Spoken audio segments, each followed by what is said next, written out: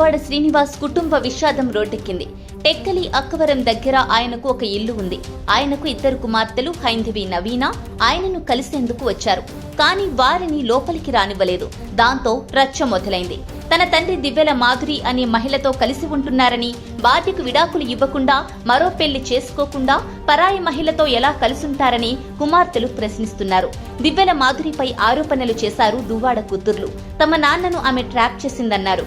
ఇలాగే చాలా మందిని ట్రాప్ చేసిందని, ఓ పోలీస్ ఆఫీసర్తో కూడా ఆమెకు సంబంధం ఉందంటున్నారు దువ్వాడ కూతుర్లు. ఆల్రెడీ పెళ్లై పిల్లలున్న మాధురి తమ ఇంట్లో ఏ హక్కుతో ఉంటుందని ప్రశ్నిస్తున్నారు. ఆమె మాయలో పడి నాన్న తమను పట్టించుకోవడం లేదని ఆవేదన వ్యక్తం చేశారు. ఎన్నిసార్లు ఫోన్లు చేసినా, మెసేజ్లు చేసినా నాన్న స్పందించడం లేదంటున్నారు దువ్వాడ కూతుర్లు. 2024 ఎన్నికలకు ఏడాది ముందు దువ్వాడ శ్రీను కుటుంబ వివాదాలు బయటపడ్డాయి. అప్పటి సీఎం వైఎస్ జగన్మోహన్ మూలపేటలో పోర్టు నిర్మాణానికి శంకుస్థాపన చేయడానికి వచ్చి టెక్కలి వైసీపీ అసెంబ్లీ సీటును దువ్వాడ శ్రీనుకే అని ప్రకటించారు. కొద్ది రోజుల తర్వాత శ్రీనివాస్ సతీమణి దువ్వాడ వాణి జగన్ ను కలిసినప్పుడు ఆమెకు టెక్కలి నియోజకవర్గం వైసీపీ ఇన్ఛార్జ్ గా నియమించారు.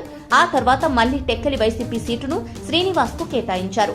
దీంతో తాను ఇండిపెండెంట్ గా నామినేషన్ వేస్తున్నట్లు దువ్వాడ వాణి ప్రకటించేసరికి వైసీపీ అధిష్టానం పెద్దలు ఆమెకు నచ్చచెప్పారు. అయితే ఇప్పుడు తమ సంగతేమిటో తేల్చాలని కుమార్తెలు అక్కడికి వచ్చినట్లు తెలుస్తోంది. కొంతకాలంగా దువ్వాడ శ్రీనివాస్ వాణి మధ్య వివాదం నడుస్తోంది.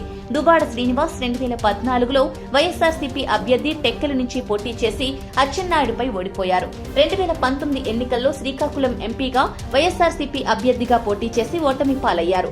ఆ తర్వాత ఎమ్మెల్సీగా జగన్ పదవి కట్టబెట్టారు. 2024 ఎన్నికల్లో మళ్లీ టెక్కలి నుంచి వైఎస్ఆర్సీపీ ఎమ్మెల్యే అభ్యర్థిగా పోటీ చేసి ఓడిపోయారు.